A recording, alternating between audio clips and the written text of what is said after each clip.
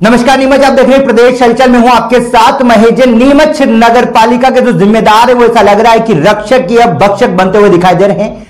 नगर पालिका स्वाति चोपड़ा की भाजपा की बनने से पहले ही सोशल मीडिया पर कयास लगाए जा रहे थे कि नगर परिषद अगर भाजपा में स्वाति चोपड़ा अध्यक्ष बनती है तो जमीनों का खेल होगा। लेकिन अब ऐसा लग रहा है कि ये कयास सच साबित होते हुए दिखाई दे रहे हैं। जिन लोगों को नगर पालिका में चुनकर जिम्मेदारी दी गई वो लोग ही किस प्रकार से जमीनों के खेल में शामिल है, इसको लेकर कांग्रेस के नेता प्रतिपक्ष और पार्षद जो है योगेश प्रजापति ने बड़ा खुलासा तथ्यों के साथ कराया जाए दस्तावेज के साथ में।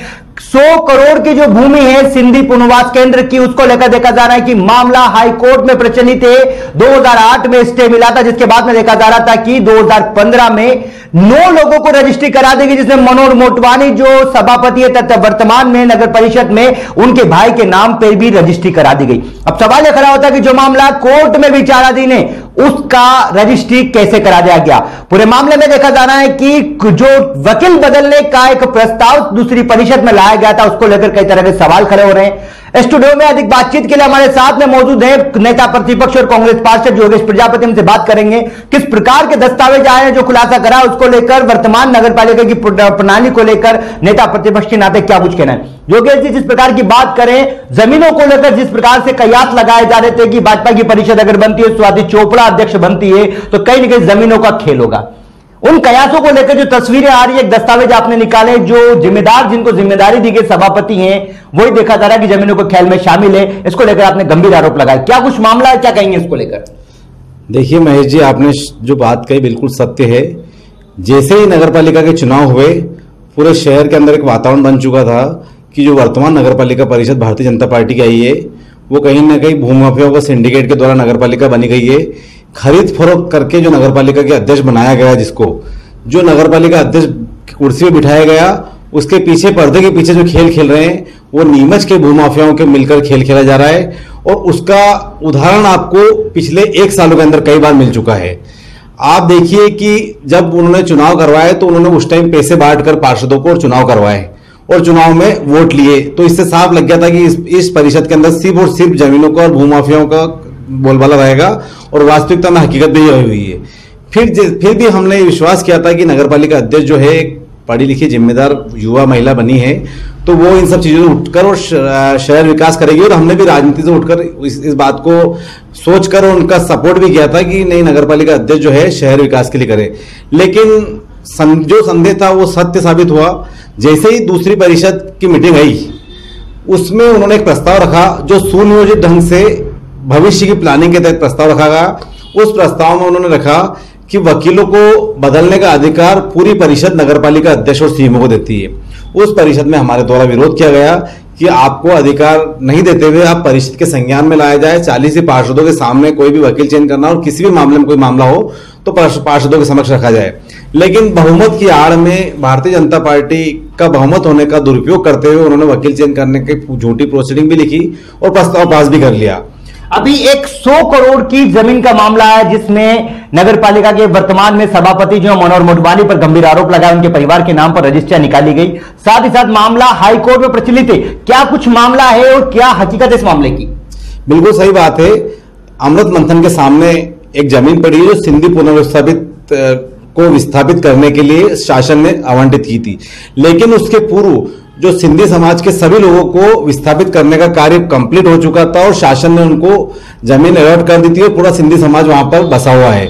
लेकिन इसके बाद शंकर चंदानी नामक व्यक्ति जो है, जो मंदसौर निवासी है, उन्होंने अपने राजनीतिक रसूख के आधार पर नगरपालिका और शासन से जमीन जो है एक जमीन आवंटित करा ली और वो जमीन जो है इस बात पर कराई कि आपको खेती के लिए जमीन दी जाती है। जो व्यक्ति यहाँ पे शहर के अंदर खेती के लिए जमीन आवंटित करने की मांग करी गई वो सीधी गलत थी। दूसरी बात ये थी कि वो मंदसौर रहते थे तो उनको जमीन नीमच में अलॉटमेंट ही गलत था।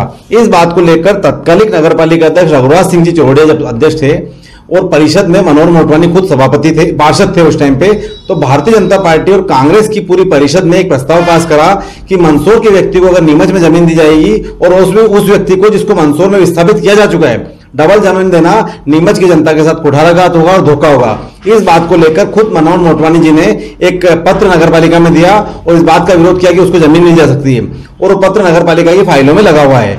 जब उन्होंने उस टाइम स्वीकार करा कि इसको जमीन देना गलत है, और फिर पूरी परिषद ने मिलकर हाईकोर्ट के अंदर अपील दायर की और हाईकोर्ट में वो मामला चला गया और स्टे मिल गया उस मामले में।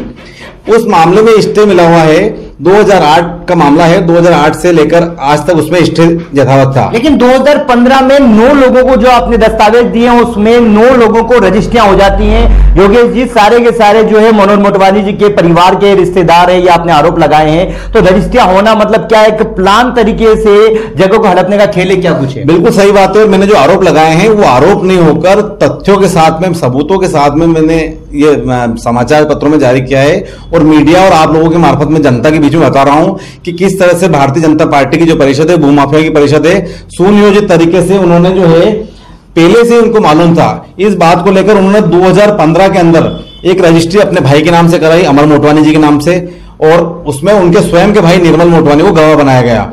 उसके अलावा और भी कई मोटवानी परिवार के लोगों को उनके नाम से रजिस्ट्री कराई गई, जिसके अंदर आपके योगेश करके है, एक रविंद्र करके वर्धानी जी है, एक आपके श्रीमती भारती है, उसके अलावा आप देखिए जानी हरगुंदास जी के नाम से रजिस्ट्री है, श्रीमती उषा मोटवानी के नाम से रजिस्ट्री है। योगेश जी, सबसे पहले जिस मामला कोर्ट में विचाराधीन है, नगर पालिका उसमें पार्टी है, उनकी रजिस्ट्रियां कैसे हो जाती है? क्या लग रहा है बड़ा सिंडिकेट काम कर रहा है इसके लिए? ये एक तरह से 420 का मामला है। एक तरफ हाईकोर्ट ने किसी मामले में स्टेटस क्यों लिख के और मामले को यथावत रखा है कि इस मामले में स्टे दिया जाता है। तो स्टेटस यूज का मतलब होता है कि मामले को यहीं पे यथावत रखा गया है और जब तक इसकी जांच और इसकी मतलब इस पे केस चलेगा तब तक इस मामले को कुछ भी नहीं करना है। लेकिन षड्यंत्र पूर्वक 2015 में शंकर चंदवानी जी से मनोहर मोटवानी और उसकी कंपनी ने पूरी जमीन को खरीद लिया और वो खरीदा औने पौने दामों में, जो 1 रुपए की चीज थी उसको 10 पैसे में खरीद लिया। और उन सामने वाले चंदानी जी से इस बात पर लिया गया कि इस हाई कोर्ट का मामला हम निपटा देंगे, और इस बात को लेकर उन्होंने जमीन बेच दी और मंदसौर निवासी थे और मंदसौर में उन्होंने अपना ये पैसे लेकर वो फ्री हो गए। इस मामले में एक चीज बताई जा रही है कि वकील बदलने का जो है पैसा, कुछ वकील बदला गया, क्या जानकारी निकलकर सामने आ रही है? और आखिर क्या अगर बदला गया तो वो प्रस्ताव जो लाया गया था, क्या लग रहा है पूरा प्लान से जमीनों के खेल के लिए लाया गया था? वो वकील बदलने का प्रस्ताव इसलिए लाए थे कि ये जो खेल है, चाहे ये मनोहर मोटवानी जी सभापति जी वाला मामला हो या नगर पालिका अध्यक्ष के चाहने वालों के मामले हो, ऐसे कई मामले हैं, ये धीरे धीरे उजागर हो रहे हैं। अभी 1 साल हुआ है, 1 साल के अंदर ऐसे कई मामले उजागर हो चुके हैं जो सिर्फ और सिर्फ जमीनों के खेल के हैं। वकील बदलने का खेल जो है बहुत बड़ा है। करोड़ों रुपए की संपत्ति को नगर पालिका को नुकसान पहुंचाकर एक भूमाफिया और सिंडिकेट इसको खरीदना चाहता है, वो खेल है। उसका उदाहरण मनोहर मोटवानी जी इसको पूरा ब्लॉक करते हैं और वो पूरा कार्यक्रम जमाते हैं, और मनोहर मोटवानी जी का ही पूरा खेल है जिसमें नगर पालिका अध्यक्ष का संरक्षण है। आप देखिए कि 2015 में जो रजिस्ट्री खरीदी गई उसमें अभी इन्होंने वकील चेंज कर दिया, और वकील कब चेंज करा? गरिमा पाटीदार जी तत्कालिक सीएमओ थी, उस पर दबाव बनाया गया और ये खबर जो है 17 दिसंबर को दैनिक भास्कर में छापी गई और उसमें खबर छापी गई कि वर्तमान में नगर पालिका सीएमओ पे दबाव बनाया जा रहा है कि उनकी वकील चेंज कर दिया जाए। लेकिन उन्होंने जब इस बात को नहीं माना तो उनके ट्रांसफर का दबाव बनाया गया और आखिरकार जाते जाते उनसे जो भी इनकी गणित रही हो उससे वकील चेंज करवा लिया। वकील चेंज कराने के बाद में मनोहर मोटवानी जी द्वारा सोशल मीडिया पर भ्रामक समाचार जारी किया गया कि उस टाइम मैंने जो समाज मतलब आपत्ति लगाई थी वो मेरी आपत्ति गलत थी और समाज के लोगों ने मुझे समझाया, मुझे समाज का भला करना है, इसलिए मैं समाज के हित में हूं, इसमें मेरा कोई लेना देना नहीं। लेकिन मनोहर मोटवानी समाज के प्रतिनिधि नगर पालिका में, नगर पालिका के जिम्मेदार है, नगर पालिका की रक्षा का जिम्मा उन्हें दिया गया है। ऐसे में अचानक ऐसा क्या हुआ कि जिस समय उन्होंने विरोध करा था, आज वही जो नगर पालिका में सभापति हैं तो वो ये बयान दे रहे हैं कि इस मामले में गलत नगर पालिका को कोई अधिकार नहीं है लगाने का। वो बिल्कुल एक तरह से हम लोग जो 40 पार्षद है और नगर पालिका अध्यक्ष है, एक तरह से नगर पालिका के रक्षक और चौकीदार के रूप में जनता के द्वारा भेजा जाता है और हमारा सबसे पहला दायित्व किसी का होता है तो दायित्व होता है कि नगर पालिका की संपत्ति की रक्षा करना। लेकिन वर्तमान परिषद में देखा गया है कि रक्षक ही भक्षक हो गए हैं। मनोहर मोटवानी खुद बयान देते हैं कि नगर पालिका ने केस ही गलत दायर किया गया और नगर पालिका को केस उठा लेना चाहिए, और उन्हीं के नगर पालिका अध्यक्ष द्वारा कहा जाता है कि वकील चेंज करने का मामला इसलिए आया कि वकील ने केस लड़ने से मना कर दिया। आप बताइए कि सारे मामले आपकी परिषद में क्यों हो रहे हैं? क्यों वकील आपको केस लड़ने से मना कर रहे हैं? कहीं ना कहीं आप वकीलों पे दबाव डाल रहे हैं, फीस का भी बहाना है, आप उनसे केस हारने का, समझौता कराने का, इस तरह का कार्य करना चाहते हो। तो ईमानदार वकील इस मामले में नहीं उतरते हैं, तो आप उनमें वकील चेंज करने का दबाव बनाकर वकील चेंज कर देते हो और वकील चेंज करके और आप समझौते की पेशकश करते हो। इसका उदाहरण भी आपके पास ये है कि नीमच में कुछ दिनों पहले ही ऐसा मामला जो सिविल कोर्ट में मामला चल रहा था वो भी मनोहर मोटवानी से संबंधित था। भूखंड क्रमांक 37 योजना क्रमांक 30 में उन्होंने जो हमारे यहाँ के वकील साहब थे दिनेश जी शर्मा, वो केस लड़ रहे थे और केस जीतने की कगार पे आ गए थे। 1 तारीख और 2 तारीख और बची थी और उनसे भी इस तरह का मामला जब हुआ तो उनको उस मामले से केस से हटाकर और नगर पालिका का वकील जिसको पेश किया गया वो नगर पालिका में भारतीय जनता पार्टी के कार्यकर्ता है और उनसे समझौता पेश, जैसे ही वकील चेंज करके और दूसरी पेशी पे ही उनसे समझौता पेश कर दिया। तो उस टाइम भी इन्होंने षड्यंत्र करा था। तो एक सोची समझी साजिश के तहत जमीनों को हड़पने का खेल नगर पालिका परिषद कर रही है और उसमें नगर पालिका अध्यक्ष जो है वो अपने आप को पाक साफ करने की कोशिश करते हैं, लेकिन पर्दे के पीछे सारा खेल वो और उनके परिवार के लोग कर रहे हैं। अब क्या लगता है, क्या तरीका? आपने एक और चीज, सबसे पहला अहम सवाल जो खड़ा होता है कि आप नेता प्रतिपक्ष के नाते आप मामले को उठा रहे हैं, लेकिन परिषद के कांग्रेस हो या भाजपा सभी पार्षद जो हैं जिनको जनता ने चुनकर भेजा है, उनकी खामोशी, कांग्रेस के बाकी पार्षद साथ क्यों नहीं आ रहे? क्योंकि जब चुनाव हुआ था तब भी एक चर्चा चली थी, कांग्रेस के पार्षद बिक गए, जहां बताया जा रहा है कि नोटिस भी कांग्रेस से जारी हुआ था। तो क्या मान लें कांग्रेस के पार्षद वाकई जमीनों के खेल में पार्षद भी शामिल है क्या? देखिए, ये बात तो सत्य है कि पार्षदों में जो हमारे 14 पार्षद थे उसमें से 9 पार्षदों के वोट हमें मिले, 5 पार्षद बिके थे, या जो भी हुआ वो खेल तो हुआ था, ये जग जाहिर है और ये हमारे प्रदेश स्तर के नेताओं तक इस बात को मालूम है। लेकिन वर्तमान में कांग्रेस के पार्षदों का नहीं बोलना, उसका एक कारण ये भी है कि नगर पालिका के अध्यक्ष के द्वारा एक दबाव ये बनाया जा रहा है कांग्रेस के पार्षदों पे कि अगर आप हमारे खिलाफ आवाज उठाओगे या विरोध करोगे तो आपके वार्डों में विकास नहीं किया जाएगा, आपका कार्य नहीं किया जाएगा। तो ये दबाव भी एक पर्दे के पीछे रहता है, इस कारण भी कई कांग्रेस के पार्षद नहीं बोल पाते। लेकिन भारतीय जनता पार्टी के पार्षदों को एक लिफाफा प्रकृति नगर पालिका में चल रही है, तो इस कारण भारतीय जनता पार्टी के पार्षद भी चुप बैठे हैं इसमें। अब क्या लगता है योगेश जी, अब आपने एक बड़े दस्तावेज के साथ एक बड़ा खुलासा करा जिसमें नगर पालिका की लगभग करोड़ों की जो भूमि है वो कहीं ना कहीं जाती हुई दिखाई दे रही है, वकील बदलने का खेल भी चल रहा है। ऐसे में आप क्या रास्ता अपनाएंगे, कैसे लड़ाई को लड़ेंगे आप? बिल्कुल, इस मामले में हम कानूनी राय भी ले रहे हैं और ये 420 का मामला जो है नगर पालिका अध्यक्ष और सभापति पर बनता है कि उन्होंने जिस मतलब नगर पालिका की संपत्ति को हेरफेर करके और एक खेल करा है, तो कहीं ना कहीं हम इसकी कानूनी राय लेकर इसके मामला 420 का मामला दर्ज कराएंगे और साथ ही शासन को संज्ञान में लेना चाहिए, नगर पालिका सीएमओ को संज्ञान में लेना चाहिए, कलेक्टर को संज्ञान में लेना चाहिए कि सभापति के द्वारा धारा 41 के तहत जो कार्य किया गया है वो उनको पद से अयोग्य करने वाला मामला किया उन्होंने। एक तरह से नगर पालिका को सीधा सीधा नुकसान पहुंचाने का खेल किया उन्होंने।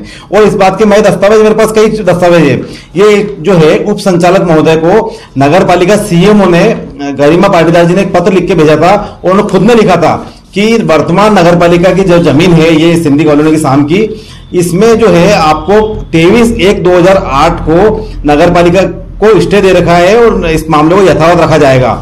और साथ ही उन्होंने ये भी लिखा था कि कितनी जमीन है, ये सारा मामला जो है शासन को भेजा था, उप संचालक महोदय और संयुक्त संचालक जी को जवाब भी दिया था। तो एक तरफ नगर पालिका स्टे बता रही है और उसी नगर पालिका के सभापति भारतीय जनता पार्टी के सभापति और जिसमें विधायक महोदय भी चुपचाप बैठे हैं। कहीं ना कहीं मुझे ऐसा लगता है पूरा सिंडिकेट है, विधायक महोदय, नगर पालिका अध्यक्ष और सभापति का संरक्षण, मतलब सभापति को संरक्षण है और इसमें कई लोग मिले हुए हैं। तो सभापति जी को आगे कर रखा, बाकी खेल जो है भारतीय जनता पार्टी के विधायक और नगर पालिका अध्यक्ष के दबाव में किया जा रहा है। ये थे हमारे साथ में नेता प्रतिपक्ष नगर पालिका नीमच के और कांग्रेस पार्षद जो है योगेश प्रजापति ने गंभीर आरोप लगाए कि किस प्रकार से दस्तावेजों के साथ में आज एक बड़ा खुलासा कराए। नगर पालिका के जो सभापति जो है मनोहर मोटवानी, उनके परिजनों पर जो जमीन है करोड़ों की उसको हड़पने के आरोप लगा रखा है, किस प्रकार से फर्जीवाड़ा करते हुए 420 की गई। जो मामला न्यायालय में विचाराधीन है उस जगह को रजिस्ट्री करा दी गई। अब सवाल यह खड़ा होता है भाजपा या कांग्रेस दोनों ही पार्षद इस पे खामोश क्यों हैं? क्या शहर हित की जिम्मेदारी जिन जिम्मेदारों को दी गई है वो शहर के साथ ही धोखा करेंगे? अब देखना होगा आगामी दिनों में इसको लेकर सभी पार्षदों की राय बताएंगे। साथ ही देखना होगा विधानसभा चुनाव भी ऐसे में नजदीक है, क्या जमीनों के खेल को लेकर भाजपा और कांग्रेस दोनों ही नेता अपनी चुप्पी तोड़ेंगे या फिर ऐसे नगर पालिका की करोड़ों की बेशकीमती जमीन जो है वो नगर पालिका के हाथों से जाती हुई दिखाई देगी।